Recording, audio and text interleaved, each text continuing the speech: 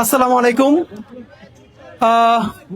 প্রথমত হচ্ছে আসলে ইনকিলাব মঞ্চ এখন পর্যন্ত যেটা করতে পেরেছে সেটা হলো বাংলাদেশের মানুষের সামনে বাঙ্গু বুদ্ধিজীবিতা যে আছে এই বাঙ্গু বুদ্ধিজীবিতাকে চোখে আঙুল দিয়ে এক্সপোজ করার কাজটা ইনকিলাব মঞ্চ একটু হলেও করতে পেরেছে। আজকে দেখেন লজ্জা, আমাদের লজ্জায় মরে যেতে ইচ্ছে হয়। এই যে পাশে ঢাকা বিশ্ববিদ্যালয়, বাংলাদেশের ঢাকায় আপনি দেখবেন যে কোনো ঘটনা প্রমাণিত হওয়ার আগেই বাংলাদেশের কোনো মন্দিরে বা আমাদের মাইনরিটির কোনো কোথাও যদি ষড়যন্ত্রকারীর একটা টোকাও দেয়, সেটার প্রমাণ হবার আগেই 133 জন বুদ্ধিজীবী যুগলবন্দি কলাম লিখে ছেপে দেন। শাহবাগে জাদুঘরের সামনে এসে একজন থেকে শুরু করে যতজন হয় তার প্রচন্ড কথা বলেন, এবং এটা তো বলা দরকারও আমরা মনে করি যে এই যে বুদ্ধিবৃত্তিক লড়াইটা তো দরকার। কিন্তু আফসোস কি দেখেন, আমরা তর্কের খাতিরে ধরেও নেই, আমরা তো আর শাহবাগী না, আমরা তো শাহবাগ তন্ত্র কায়েম করব না। আমার যে খুনি সেও যদি বিকারগ্রস্ত হয়, আমি বলতে চাই যে এটা আদালতকেই প্রমাণ করতে হবে যে সে বিকারগ্রস্ত, তার উপরে তার বিচার করতে হবে। দেখেন এই যে প্রত্যেকটা ঘটনা ঘটার সাথে গত 15-20 বছরে মন্দিরে হামলা, পূজার সময় হামলা বলার চেষ্টা করা হয়েছে, এখানের ধর্মপ্রাণ মুসলমানরা করেছে। আপনারা লিখে রাখেন, একটা মিডিয়াও আজকে বলতে পারবে না হাসিনার আমলে যতগুলো মন্দিরে হামলা করা হয়েছে, পূজার উপাসনালয়ে হামলা করা হয়েছে, বলা হয়েছে ধর্মপ্রাণ মুসলমান আব্দুল গফুর, আব্দুল করিম, আব্দুর রহিম তারা কোরআন শরীফ রেখে এসেছে মন্দিরে গিয়ে। পরবর্তী একটা তদন্ত কমিটিও এইটাকে সত্য বলে প্রমাণ করতে পারে না এবং করেও নাই। এবং এই যে সর্বশেষ পার্বত্য চট্টগ্রামে আমরা দেখলাম, যেখানে এই যে ধর্ষণের কথা বলে বাংলাদেশের পুরো মানে কি অদ্ভুত ব্যাপার, পার্বত্য চট্টগ্রামে একটা পাতা খসে পড়ার আগেই শাহবাগে এসে বলা শুরু হয়ে যাবে সেখান থেকে সেনাদেরকে সরাইতে হবে। কেন পার্বত্য চট্টগ্রাম থেকে সেনাদেরকে সরাইলে তাহলে তোমাদের দাদাবাবু দিল্লির দিয়ে পার্বত্য চট্টগ্রাম দখল করাইতে সুবিধা হয়, এই জন্যই কি তোমরা বসে থাকো? একই অবস্থা দেখেন নর্সাদ বিশ্ববিদ্যালয়ের মতো একটা জায়গায় একজন শিক্ষার্থী যেই অবমাননাটা করলো, আমি অবাক হই। আমরা মাঝে মধ্যে বলি যে আমাদের এখানে ধর্মপ্রাণ মুসলমান মাঝে মধ্যে অনেক কিছু বোঝে না, মাঝে মধ্যে তারা অনেক কঠিন ভাষায় কথা বলে ফেলে, কিন্তু আমি অবাক হই এইরকম জঘন্যতম কাজ করবার পর বাংলাদেশে আলেম সমাজের পক্ষ থেকে, ধর্মপ্রাণ মানুষদের পক্ষ থেকে যে রিয়াকশন হওয়ার কথা ছিল তারা তার কিছুই করেন নাই, তারা সংযমের পরিচয় দিয়েছেন। এবং দেখেন ইনকিলাব মঞ্চের অবস্থাটা কি কঠিন। আমরা প্রত্যেকটা এইরকম বিপদে আগে আমাদের ধর্মপ্রাণ মুসলমানদের হাতে পায়ে ধরে বলি, ভাই প্লিজ, আলিফ ভাইকে যখন হত্যা করা হয়েছে প্লিজ বলেছি আল্লাহর ওয়াস্তে আপনারা সংযত থাকেন। এইরকম প্রত্যেকটা ঘটনায় বাংলাদেশের মুসলমানদেরকে আমরা সংযত থাকতে বলি। আপনারা বলেন এইরকম সংযত থাকতে থাকতে কোন একদিন যে তার ধৈর্যের বাঁধ ভেঙে যাবে না, তার নিশ্চয়তা কে দিবে? আমাদের কেউ তো কয়দিন পরে মানুষ বিশ্বাস করতে শুরু করবে না। এখন অনেকে বলে থাকেন ধৈর্য ধরা কি শুধু এখানে বাংলা মুসলমানদেরই কাজ, তাদেরই সমস্ত দায়? আপনাদেরকে একটা উত্তর দেই ভাইরা, হ্যাঁ, এই বাংলাদেশের স্বাধীনতা সার্বভৌমত্ব টিকিয়ে রাখা, এখানের ইসলাম ইনসাফ দিন থাকবে কি থাকবে না, এর সাথে বাংলাদেশের স্বাধীনতা সার্বভৌমত্বের সরাসরি প্রশ্ন জড়িত। বাংলাদেশের স্বাধীনতা সার্বভৌমত্ব অক্ষুণ্ণ থাকলে পরেই এখানে ইসলাম থাকবে, এখানে ইমান থাকবে, এখানে মুসলমান থাকবে। আর যদি এখানে স্বাধীনতা সার্বভৌমত্ব ধ্বংস হয়ে যায় তাহলে বন্ধুরা আমাদের কাশ্মীর হয়ে যেতে 3 দিনের বেশি সময় লাগবে না। তাই এই রাষ্ট্র টিকিয়ে রাখার দায়িত্ব যেহেতু সব থেকে বড় দায়িত্ব মুসলমানের, সে পরিবারের বড় ভাই হিসেবে তাকেই সব থেকে ত্যাগটা স্বীকার করতে হবে। আমাদের আর কিছু করার নাই ভাইয়েরা। আমরা যারা পরিবারের বড় সন্তান, আপনারা জানেন ওই পরিবারের অক্ষুণ্ণতা ধরে রাখার জন্য তারাই বারবার ত্যাগ করতে হয়। এখানের মুসলমানরা হইল বাংলাদেশ নামক রাষ্ট্রের সব থেকে গুরুত্বপূর্ণ স্বাধীন সার্বভৌম সন্তান। সুতরাং তারে বাঁচাই রাখার জন্য তারাই বারবার ত্যাগ করতে হবে, কারণ এই রাষ্ট্র যদি ধ্বংস হয়ে যায় তাহলে অন্যদের কোনো দুঃখ নাই, তারা আনন্দই পাবে। আপনাদেরকে আর একটা কথা আজকে বলি, বাংলাদেশের মুসলমানদের একটা সমস্যা হইল তারা কথায় কথায় বলে তারা 90%, ভাই এই 90% থেকে বের হয়ে আসেন। আপনি যতদিন না পর্যন্ত বুঝবেন এই 90% বলার মধ্য দিয়েই আপনারে চাইপে ধরা হয়েছে, ততদিন আপনি এখানে কিছুই করতে পারবেন না। এই বাংলাদেশের 18 কোটি মানুষের মধ্যে মুসলমান পরিচয়ের মানুষেরা হলো সব থেকে বড় কালচারাল মাইনরিটি।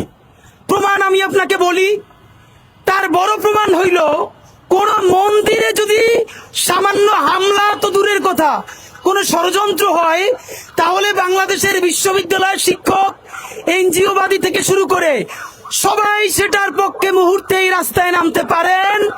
কিন্তু মুসলমানের নিজের জীবনের থেকেও পবিত্র কোরআনে কারিমকে যদি লাথি মেরে নষ্ট করা হয়, তাহলে তার পক্ষে বলা তো দূরের কথা, তার ব্যাপারে একটা সামান্য শব্দের প্রতিবাদ করাকেও তারা সাম্প্রদায়িকতা মনে করেন। এইখানে মুসলমানের কোরআন কারিম ছাড়া অন্য সমস্ত ধর্মগ্রন্থগুলো হইল literature, great art, great literature. এটা বাংলাদেশের বুদ্ধিজীবীদের বইয়ের তাকে থাকতে পারবে, এটা বিশ্ব সাহিত্য কেন্দ্র থেকে শুরু করে সকল বড় বড় যেই আমাদের লাইব্রেরি গুলো আছে সেখানে থাকতে পারবে, কারণ এখানে অন্য ধর্মের স্ক্রিপ্ট গুলো শুধু ধর্মগ্রন্থ না, এগুলো গ্রেট আর্ট, গ্রেট লিটারেচার। কিন্তু কোরআন শরীফ এটা হইল শুধুই একটা ধর্মগ্রন্থ, এইটা কোনোভাবে গ্রেট আর্টও না, লিটারেচারও না, এটাকে বইয়ের তাকেও রাখা যাবে না, এবং এটা নিয়ে কথা বললেও বুদ্ধিজীবীতে থাকবে না। এই হলো আমাদের অবস্থা। বাংলাদেশের মুসলমান হইল 90% পপুলেশন উইথ 9% পাওয়ার। তার এই সমাজে কোনো স্টেক নাই, তার কোনো মালিকানা নাই, তার কোনো শরিকানা নাই। বন্ধুরা, একটা কথা বলে আপনাদেরকে শেষ করতে চাই, এই যে দুর্গা পূজায় কোনো ধরনের ঝামেলা করতে পারলো না দিল্লির দোসরেরা, আওয়ামী লীগের গণহত্যাকারীরা, এই মাসে জুলাই সনদ বাস্তবায়নের জন্য সব থেকে গুরুত্বপূর্ণ মাস। দিল্লির দোসর, দাবেদার এবং লীগের গণহত্যাকারীরা চাচ্ছে যে কোনো ধরনের সাম্প্রদায়িক উস্কানি দিয়ে হোক অথবা অশান্তি তৈরি করে হোক, বাংলাদেশে অতি দ্রুত একটা সহিংস পরিস্থিতি তারা ঘটাতে চায়, যার মাধ্যমে জুলাই সনদকে ব্যাহত করে বাংলাদেশের স্থিতিশীলতা নষ্ট করে দেওয়া যায়। এর চূড়ান্ত প্রমাণ তারা পার্বত্য চট্টগ্রামে চেষ্টা করেছিল। আপনারা দেখেছেন, স্বরাষ্ট্র উপদেষ্টা পর্যন্ত বলেছে পার্বত্য চট্টগ্রামের অবৈধ অস্ত্রগুলো আমাদের প্রতিবেশীর সীমান্ত থেকে এসেছে। বাংলাদেশের দেশপ্রেমিক মানুষদের সহযোগিতায়, আল্লাহ তাআলার অশেষ রহমতে সেই ষড়যন্ত্র আমরা সবাই মিলে মোকাবেলা করেছি। বন্ধুরা, এবার শুরু হবে। আজকে দেখবেন কেউ কোরআন শরীফ পায়ে মারাচ্ছে, কালকে দেখবেন কোরআন শরীফ পুড়িয়ে দিচ্ছে।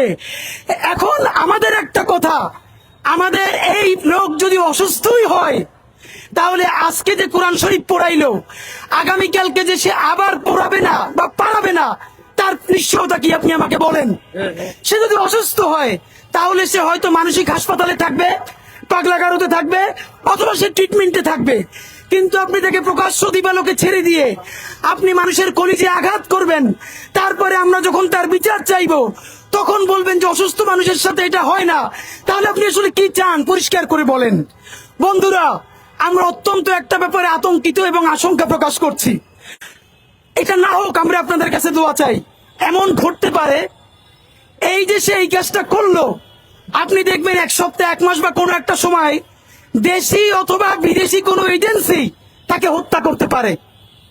হত্যা করার পর 1 মিনিটের মধ্যে ঢাকার 133 জন বুদ্ধিজীবী ন্যারেটিভ সেট করে ফেলবে যে যেই ইসলামপন্থীরা বলেছিল তাকে হত্যা করতে হবে কোরআন পাড়ানোর দায়ে, তারাই তাকে হত্যা করেছে। সুতরাং বাংলাদেশের ইসলামিস্টরা, মুসলমানরা একজন হিন্দুকে হত্যা করেছে।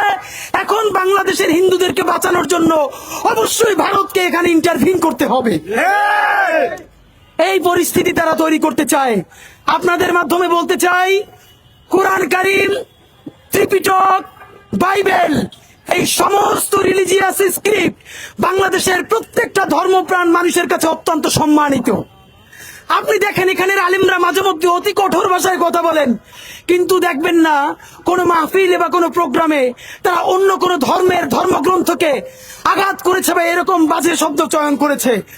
যদি কেউ ভুলেও করে থাকে, আপামর মুসলমান দেশপ্রেমিক মানুষ তার বিরুদ্ধে সব থেকে বড় প্রতিবাদ জারি রাখে। আমি আমার হিন্দু ভাই বোনদেরকে আজকে একটা বিনীত অনুরোধ করতে চাই, বাংলাদেশে কোন মন্দিরে অথবা যত জায়গায় হামলা করার চেষ্টা করা হয়েছে, বাংলাদেশের মুসলমানরা দিনে রাতে মন্দির পাহারা দিয়ে নিরাপত্তা নিশ্চিত করেছে। আমি আমার হিন্দু ভাই বোনদেরকে বলতে চাই, বন্ধুরা, এই যে কোরআন অবমাননা করা হলো, এর প্রতিবাদ করার একমাত্র দায়িত্ব কি মুসলমানের নাকি আমার হিন্দু ভাই বোনেরও? যতদিন না পর্যন্ত ইসলাম অবমাননা এবং কোরআন অবমাননার বিরুদ্ধে আমার হিন্দু ভাই, আমার হিন্দু বোনেরা প্রতিবাদ করার জন্য রাজপথে দাঁড়াতে না পারবে, ততদিন পর্যন্ত মুসলমানেরা যদি কলিজা কেটেও মন্দির পাহারা দেয়, আমরা ইনসাফের রাষ্ট্র প্রতিষ্ঠা করতে পারবো না। সুতরাং আমরা প্রত্যাশা করি আগামীকাল শাহবাগে বাংলাদেশের ধর্মপ্রাণ হিন্দু ভাইয়েরা, খ্রিস্টান ভাইয়েরা, চাকমা ভাই বোনেরা, পাহাড়ি সমতলি সবাই মিলে আপনারা এই কোরআন অবমাননার প্রতিবাদ করবেন। তবেই আমরা বুঝতে পারবো দিল্লির আধিপত্যবাদ এবং গণহত্যাকারী আওয়ামী লীগের ষড়যন্ত্রকে ভেস্তে দিয়ে সবাই মিলে আমরা আমাদের ইনসাফের বাংলাদেশ প্রতিষ্ঠা করতে পারবো ইনশাআল্লাহ। বন্ধুরা, আপনাদেরকে চূড়ান্ত ভাবে বলতে চাই, এই কোরআন অবমাননাকারী যে করেছে তাকে কয়েকদিন অ্যারেস্ট করে তারপর ছেড়ে দিয়ে এইসব টালবাহানা চলবে না। প্রয়োজনে স্বাধীন মেডিকেল টিম গঠন করে তাদেরকে দিয়ে বলাতে হবে, সে যদি বিকারগ্রস্ত হয় তাহলে কতটুকুন বিকারগ্রস্ত, তাকে কি বাইরে ছাড়া যাবে নাকি মানসিক হসপিটালে ভর্তি করতে হবে? আর যদি ইচ্ছাকৃতভাবে পাগল সেজে সুবিধা নেওয়ার চেষ্টা করে, তাকে দৃষ্টান্তমূলক শাস্তির ব্যবস্থা করে পরবর্তী ষড়যন্ত্রকারীদের ২০ দাঁত উপড়ে ফেলে স্বাধীন সার্বভৌম ধর্মপ্রাণ বাংলাদেশের ইনসাফের বাংলাদেশ প্রতিষ্ঠা করতে হবে। বাংলাদেশ জিন্দাবাদ, ইনকিলাব জিন্দাবাদ।